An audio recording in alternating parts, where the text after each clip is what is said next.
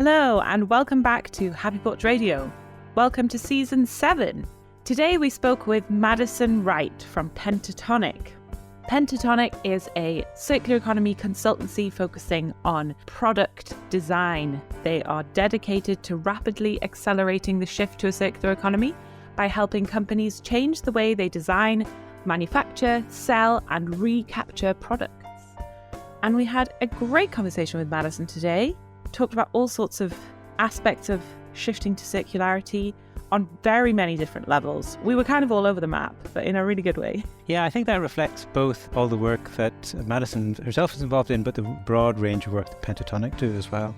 And it's kind of cool. A theme that is definitely consistent in Season 7 is how the people we're speaking to are working at that system change level. Yeah, so they're working with multiple other organizations or bodies or whatever to sort of create that multiplier effect, which is pretty exciting. But also it means that they have a very clear vision on the challenges, on the difficulties, on the ridiculous wrongs. You used the word obscene when we were talking about fashion waste, and I think that's 100% accurate. So I liked the way Madison talked about that, didn't shy away from the negative, but also was able to talk about actions and clearly living that action in terms of the work she's doing as well. Yeah, really like so much positivity sort of radiating from Madison in this conversation, which is wonderful to see when we're talking about things that can face such big challenges and can be an overwhelming amount of work and change and shifts that have to take place. Yeah, she had so much energy and passion for it. It was wonderful.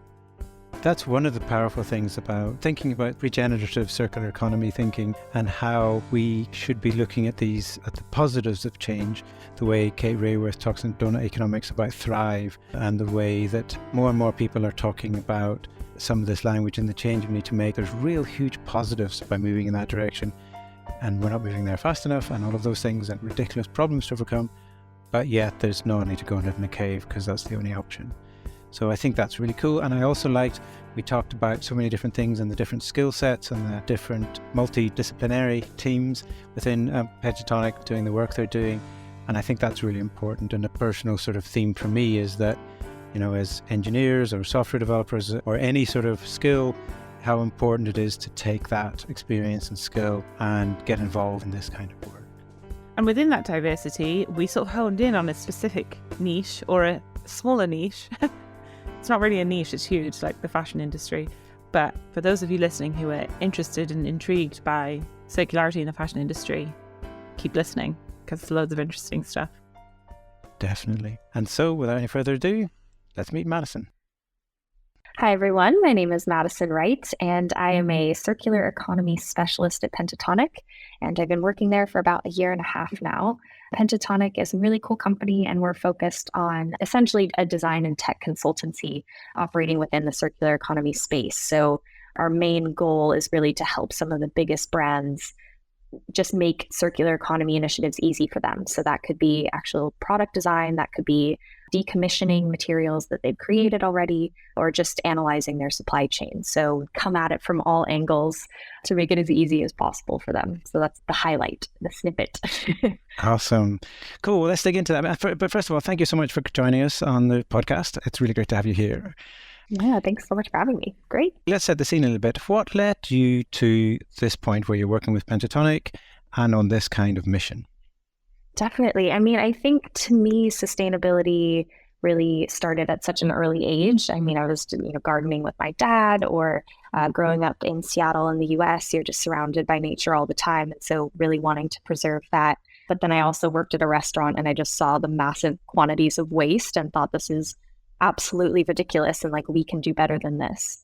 So that kind of drove me to finding this master's program in Sweden because I really wanted to learn from the best. And I thought, Sweden's the place to go. So I did a master's in environmental management and policy.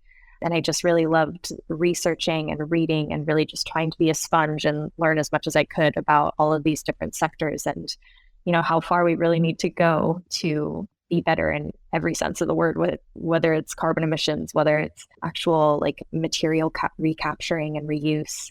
And so I think that kind of led me to Pentatonic. Pentatonic is a really small company. It's 30 of us, and we're growing very rapidly as companies, I think, realize oh no, we've made all these commitments and now we need to actually make sure we have the tools to accomplish them.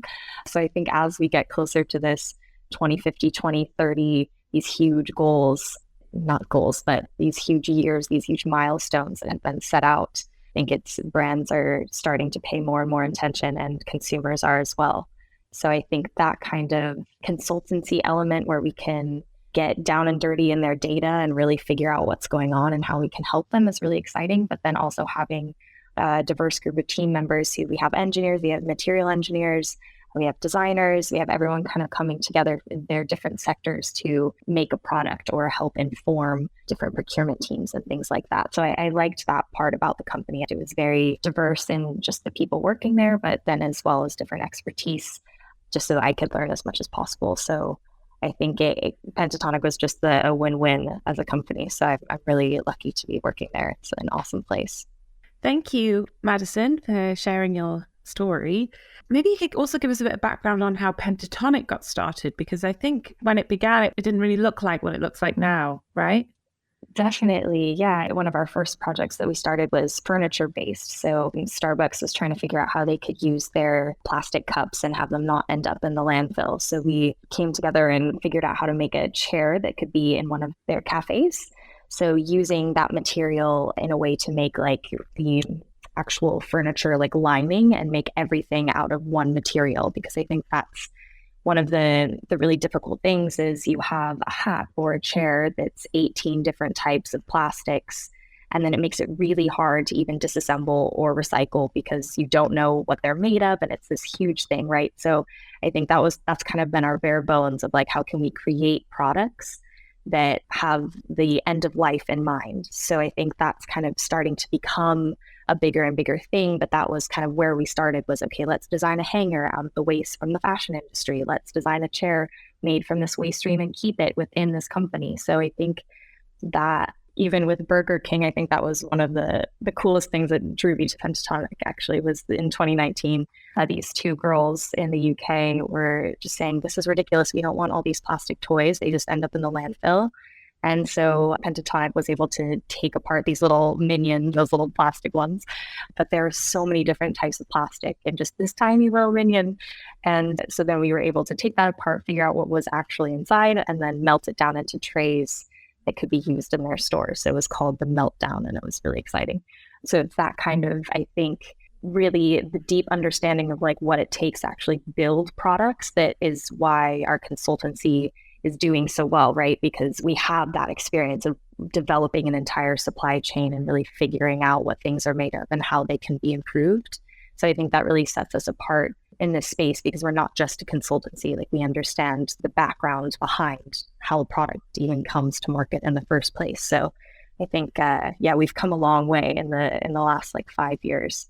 So, and it's been really exciting to see so many more brands come to us and say, hey, we saw your work with this project. We'd love to have a similar thing happen with our company and that sort of thing. So we've been in many different sectors like insurance, food and beverage, fashion. So it's been, everyone's really needing our help. So it's great. But we have a lot of work to do. So we need all hands on deck. Yeah. So the consultancy stuff, is that something that came sort of secondary to this level of like product design? And what was the motivation to move in the direction of the consultancy work?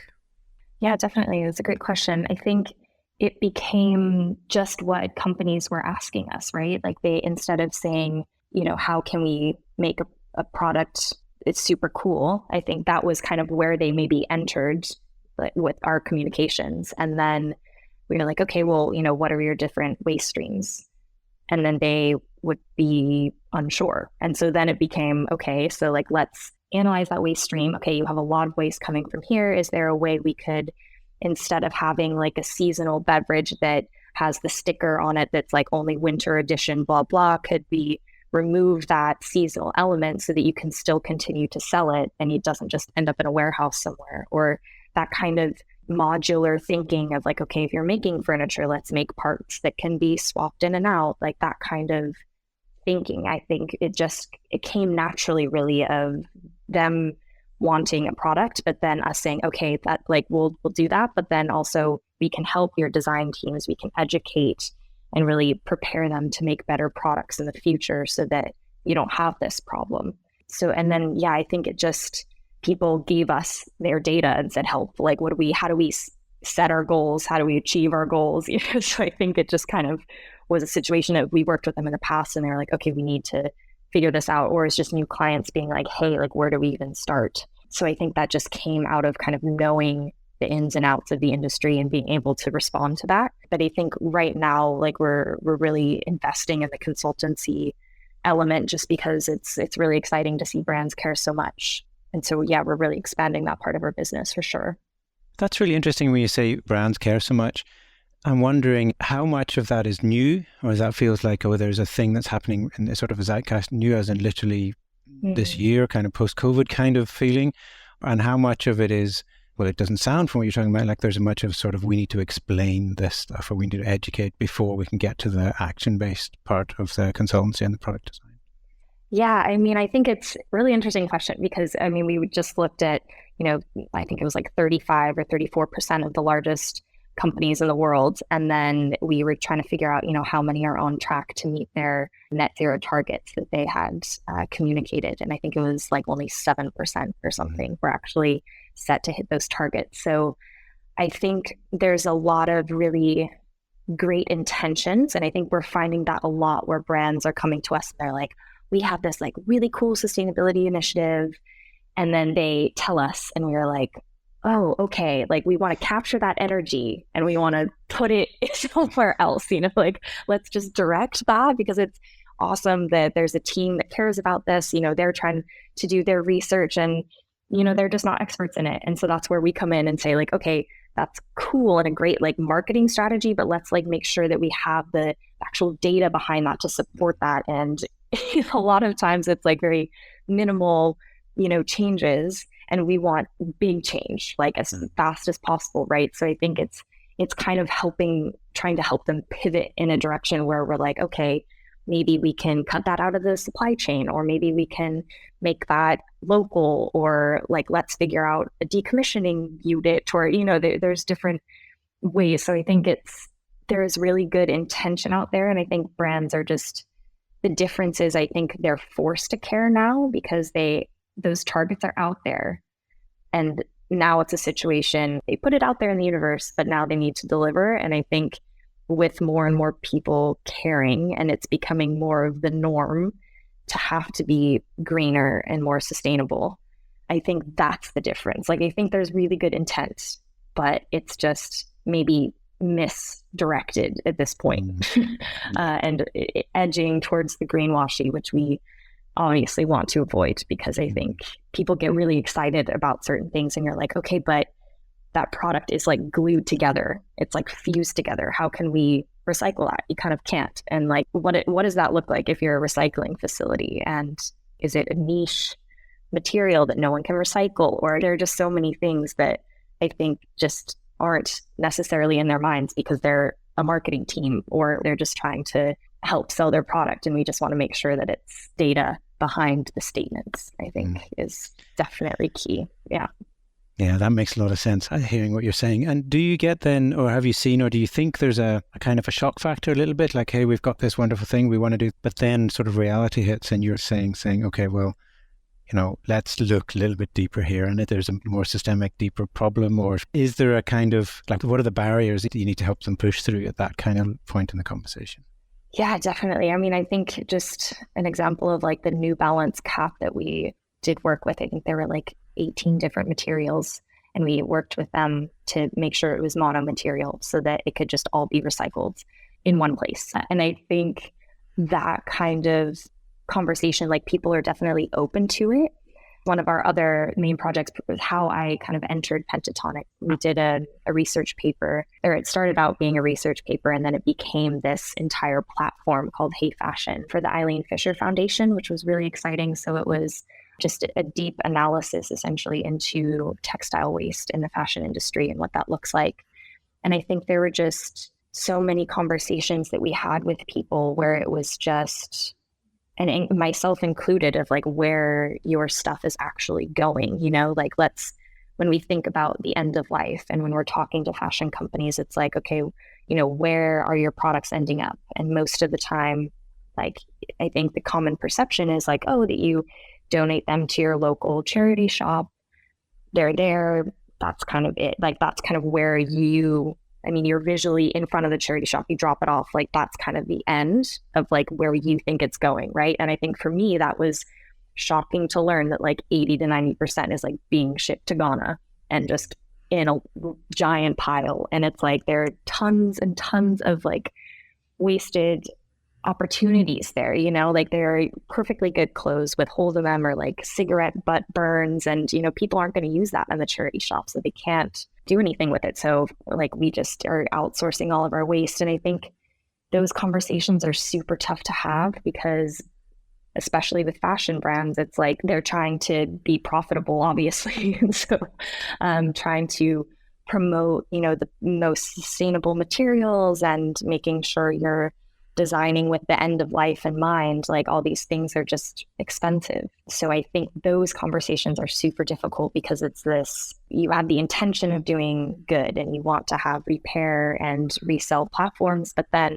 if you're pumping out millions of clothing a year, then is that actually helping, in the end? And so I think those are the really tricky conversations of like, they just have to change their business model essentially, right? You can't continue this constant outpouring of polyester clothes and all these other different blends and expect to be a circular company, so that it's like those things are really tough because brands are set in their systems and it's really tough to change. Or, if you invest in something that's 10 times the price, but it lasts 100 years versus a bunch of cheap things you have to replace all the time, those numbers are really hard because the budget is this and it's for this amount of time. So like it's a different department, there's just all these intricacies of companies that are the reality of the situation, the reality of capitalism. And so it's tough, a lot of times like they might like the idea of it and the individual people on the team love it,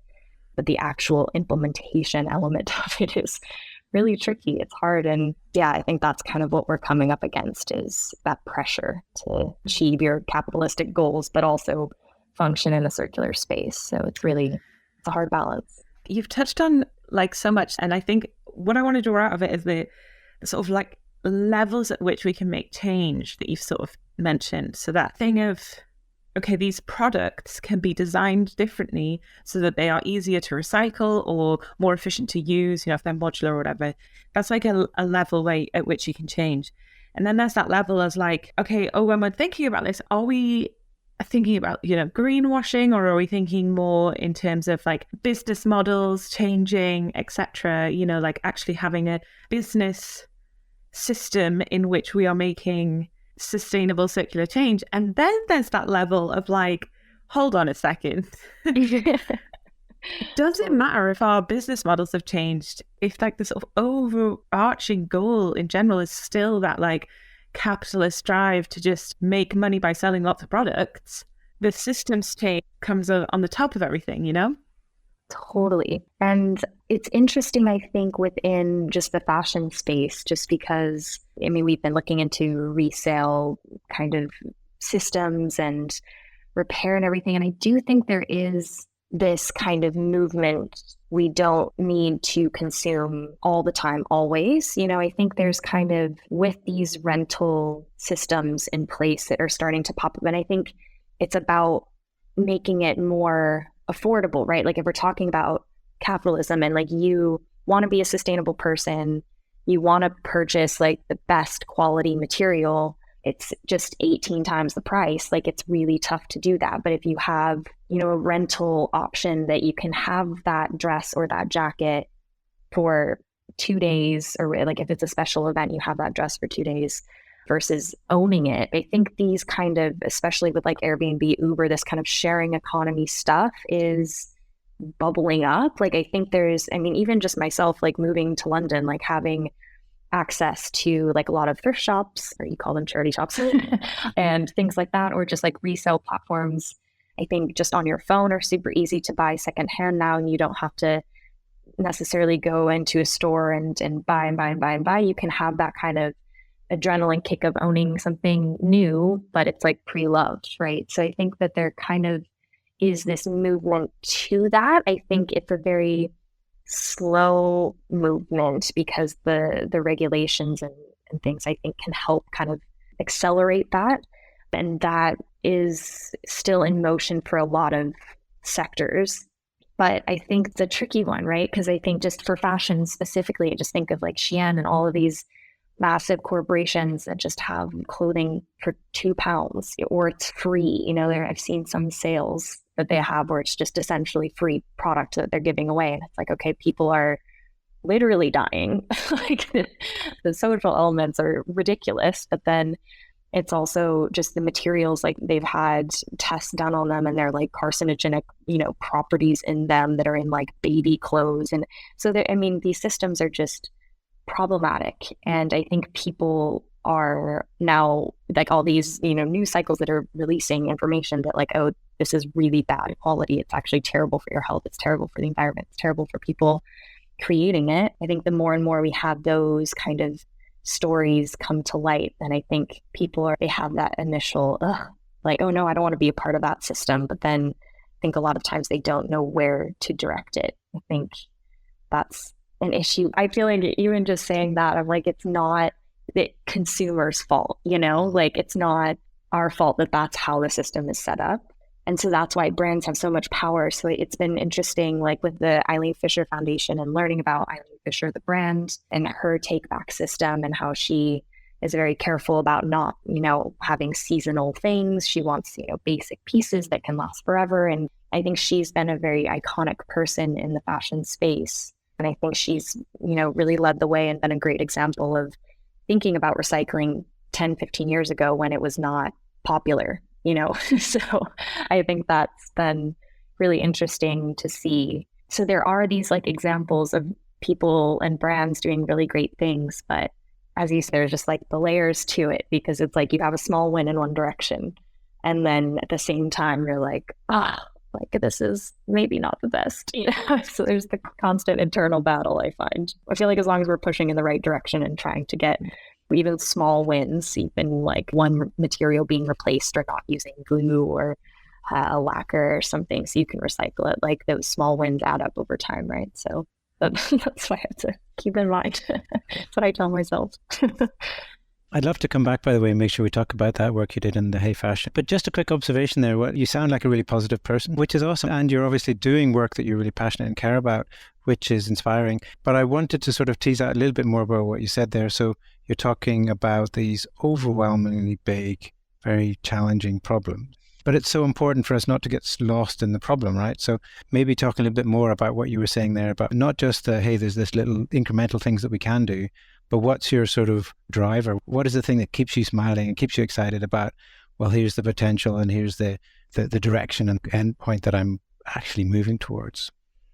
I think it's really very satisfying to meet with a team and kind of present the data back to them in a way that's like helpful and beneficial to them. So if we say like, okay, this is your goal, this is the product that you have, if you changed this, or if you did this small shift, like that could be this much in carbon savings, or that can help you achieve your goal in this way. Or I think it's just that because people want, kind of just circling back to the beginning, people I think genuinely want to do good and they want to help and give back, and they don't want to be working with a brand who is associated with all these negative things. And so I think people in the company are trying to find their place and want it to align with their values. So when they hear something like the Burger King thing of like, oh, they need trays out of the waste, that's great. And that kind of that connection, I think people realizing,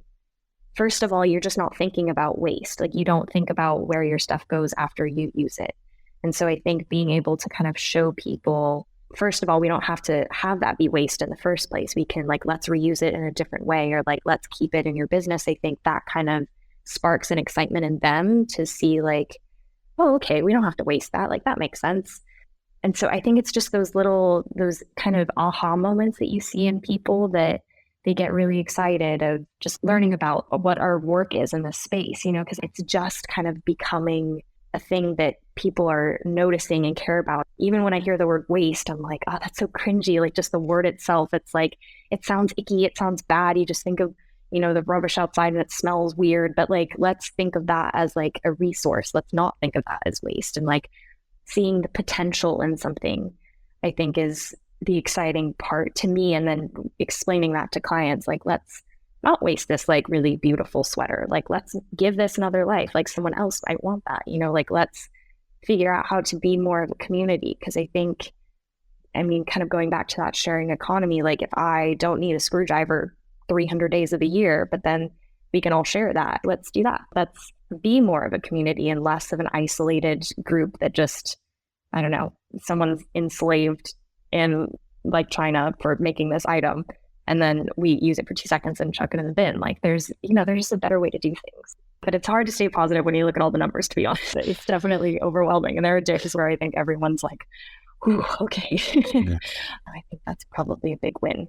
For me, one of the places where my heart sinks the most, like where it's hardest to stay positive, is the fashion industry, because it's something that touches all of our lives in one way or another. And it seems to hold this like huge amount of power and influence in the world. And yet, the amount of waste, as you said, that comes out of that system is just obscene. I think just exploring like just the images of these piles of clothing in Ghana, and then speaking, we had a lot of interviews that we did throughout the Hey Fashion paper, just because we really wanted to make sure we were getting, all of our information from the people who are actually in the space.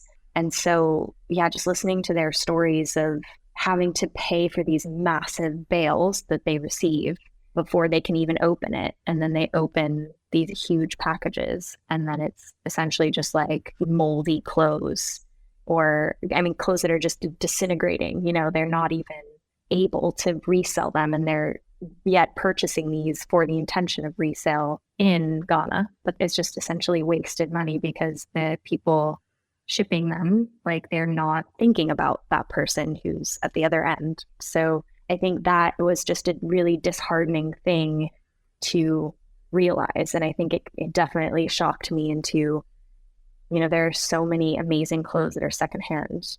Why am I spending money on this thing that I might wear for like 2 months? There's like absolutely no purpose. So I think just in myself, and I'm not saying that like everyone has to do that, and it's a bit drastic, but I think at this point for me, I was like, we have to be drastic. Like, this is ridiculous. Like, I don't want my stuff that I wore to end up in Ghana or Chile in a landfill somewhere. Like, this is, and especially the stuff they were getting, it was like winter jackets, extra triple XL. This guy who we were interviewing was like, Ghanese people are not triple XL. It's sunny here all the time. Like, we don't need your winter clothes. Like, just that kind of his frustration and he was so, I don't even know the words right now, but like, he was just shocked, I think, at how people are completely oblivious and completely unaware that this is happening at all. And I didn't know about it until writing this report. So I think that was kind of something that we tried to do, these Instagram reels, and really have a presence on LinkedIn, and just try to get as much information out as possible. I think it's just that shock value of like, think about all the clothes you've had in your life and where they all end up. And I think even just telling friends about it in the States, and they're like, no, but I donate, like, I'm doing a good job. And it's like, I love that. And we should keep donating. We shouldn't not donate, but like making sure that the clothes are good enough to donate. Pretend that you're giving it to someone else, not just an excuse to like get it out of your house. I think there are so many moments of writing that report and just being appalled at the situation and just desperate to like get people to care and to know about it. Because you're right, Emily, like, people touch this space. Everyone wears clothes. We have to consume to keep ourselves warm in the winter if we want to go skiing. But like, let's look at renting that jacket instead of owning it. It's just in your closet. These kind of things, which to me seem like very little adjustments. Like, okay, you just rent it, or you just buy it secondhand, like, easy. But I think when you're in this constant culture of everyone buying things around you all the time, it's hard to not get wrapped up in that. So yeah, it's tough. It's really, really hard stuff. You had interviews in Ghana and wrote a whole report. Was it based just on like the system in Ghana, or was it like a broader look at things? No, it was very broad. That was one of my favorite examples just because that was so shocking to me. So that was one of my favorite things to write about in the report, just because we mostly focused on the environmental factors and not so much the social elements, just because it was already a massive report. And we wanted to, if we're going to really go into the social implications of the fashion industry, it would take another report, more and more and more interviews. So we really wanted to highlight textile recycling, and we touched on resell and different options as well. But I think textile recycling was really the main focus. We really wanted to make sure that if someone is looking at this report for the first time, what textile recyclers already exist in this space? Like, can I go to them? So we have like a whole chart of like different recyclers and what they're recycling. So like chemical recyclers versus mechanical recyclers, and then explaining what that means. And then explaining, because a lot of people don't know, there are tons of blends in different, shirts, that kind of thing. And that makes it really, really hard to recycle. Again, kind of going back to that education, like if you're a designer and you're coming to this space and you just want to design cool things, like let's design it with just cotton or cotton polyester, because that's easy to chemically recycle and mechanically recycle. So just kind of walking through that, we tackled a lot in this paper. It was, how do we help brands? How do we help designers? How do we help, if you're in government, what are some of the regulations that are already out there? We really wanted this to be a space for everyone to come to and just be like, I'm a consumer, what can I do? Or I'm a designer, what can I do? Or I'm in policy, what are examples that I can look at to really kind of improve this space? So we tried to interview government officials and just nonprofits that are doing really great work, and then the textile recyclers as well. So that was, super exciting to just like sit down with them for an hour and just learn about shipments they've gotten and how it's super hard to be a textile recycler because you have so many upfront initial costs. And I think now you're starting to get movements where brands are starting to reach out to them, and that's great. But it's just takes a lot to make a recycling plant. I think the energy and focus hasn't necessarily been on textile recyclers. So we're trying to shed a light on like all the good and hard work that they're doing, because we really need them. There's so many things we need to do, but they can help get us out of this mess a bit. So we're trying to help them have some of the spotlight. I really like what you're describing now, sort of very broad, systemic look at all the different moving parts, including what you were just saying. And so you talked about the report, like sort of an output, but you're also talking about a place where people can go and see actions and so on. And it's published online, right? So do you want to share a little bit about what that is? Yeah, so there's a website that we have. So it's heyfashion.org.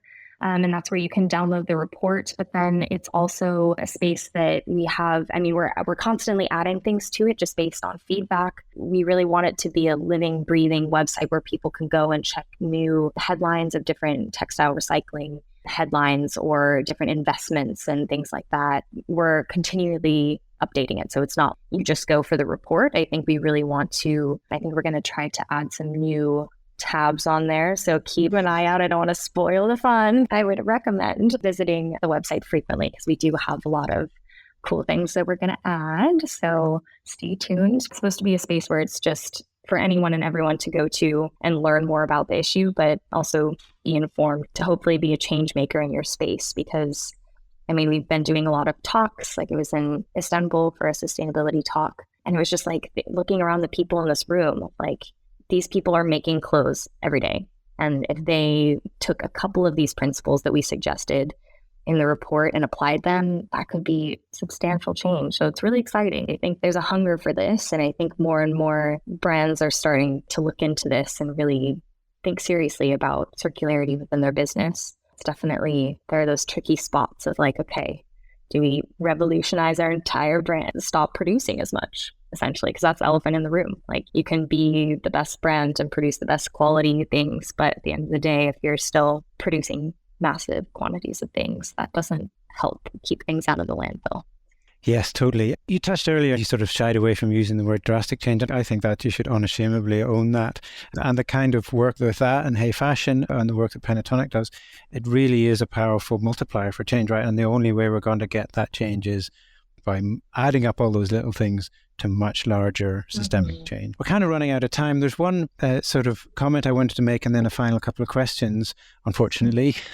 But early in the conversation, you also mentioned the sort of broad range of skills in Pentatonic. You're talking about engineers and material science and the research and the work that you're doing and everything and the product, which sounds like a really important and powerful broad skill set and types of people. And again, because we're thinking about systemic change. And from my point of view, that's a really important aspect. Like we come at this from a software technology angle myself. And so being able to say all these skills aren't in isolation. We don't work in our own little bubbles, but those skills can be really important when applied in the right place and as part of the right change. So, and I'd love to explore that more, but as I say, we're starting to run out of time. So final question for you. Given the work and Hey Fashion's gone live and the work that you're doing, what's the next big and exciting things that you'd like to share?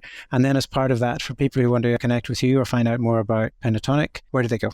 Definitely. I mean, I think on that last point, we are in a period of growth. So if you're interested in working for us, send us CV. Our URL is just pentatonic.com. Love to hear from you. And you can find me on LinkedIn. And yeah, my email is madison.wright@pentatonic.com. Any questions, happy to answer them. I think next for me has been really exciting to see more and more clients come on board. And right now I'm doing a lot of just project management and making sure that we're on track with all of our different projects, because we have a good mix of product design as well as just the consultancy as we talked about. So what's next? I mean, there are going to be a lot of different products kind of coming onto the market in the next 2 to 3 years. So I think that's kind of where my head's at, is just the product side. And my background has mainly been research. And so it's a very new space for me. So that's part of what I love about this company, is just you're kind of thrown into all sorts of things and you might not know everything about it, but you better do your research and figure out what dip is. So, I mean, most of my day is just figuring out new materials that our material engineer is telling me about, and, you know, what applications can they fit best in, and how can we kind of scale these things and show brands and get them on board and get them excited about how it can apply in their cases. It's mostly going to be product design for me, which is exciting because, again, it's working with engineers and understanding like the melting point of glass. And I am not a chemist, so trying to figure out all of that good stuff is really keeping me on my toes. That's been exciting. I love that element of kind of not knowing, like every client brings a new project and a new industry, it seems. So it's a lot of learning for me. There's another report on the horizon. I would absolutely love that too. Hey Fashion just really consumed my life for a long time. And I think it was super interesting just getting into the nitty-gritty details of it and really feeling like an expert at the end, which is really great. I didn't know that was where my career was going to take me. So I don't consider myself like a fashionista or anything. So it was fun to chat with our fashion designers and learn from them as well. So we'll see. Stay tuned. Check the website. Who knows? Another report. We'll see. Brilliant. Both challenging and exciting and inspiring. Just for people listening, Pentatonic is pentatonic.com and Hey Fashion, HEYFashion.org. And please check them out. As usual, we'll put all the links into the show notes. Thank you so much for joining us today, Madison. Really appreciate you sharing all of that. Yeah, of course. It was an honor to be here, guys. Thanks for inviting me. I really appreciate it. Super fun. Thank you, Madison. Cool. Thanks, guys. Thank you for listening to this episode of Happy Porch Radio. You can find past episodes, transcripts, and show notes at happyporchradio.com. You can also get in touch with us there and let us know what you think, or if you have any ideas or comments. Please rate the podcast, share, and subscribe so that more people can find the show. Thanks for listening. My name's Barry O'Kane. I founded Happy Porch, who fund and support this podcast. At Happy Porch, we do technology and software development for purpose-led businesses, and we're particularly excited about the role of digital as an enabler for the circular economy. If you're working on solutions to the big problems we face today, problems like climate change, biodiversity loss, and global inequality, then let's connect. Visit happyporch.com and get in touch. And I'm Emily Swaddle, podcaster, coach, facilitator, and storyteller. You can find me on my other podcast, The Carbon Removal Show, and you can find out more about that project and everything else I do at emilyswaddle.com, where you can also subscribe to my newsletter all about rest. If you're interested in anything I do, feel free to connect. You can email me on hello@emilyswaddle.com.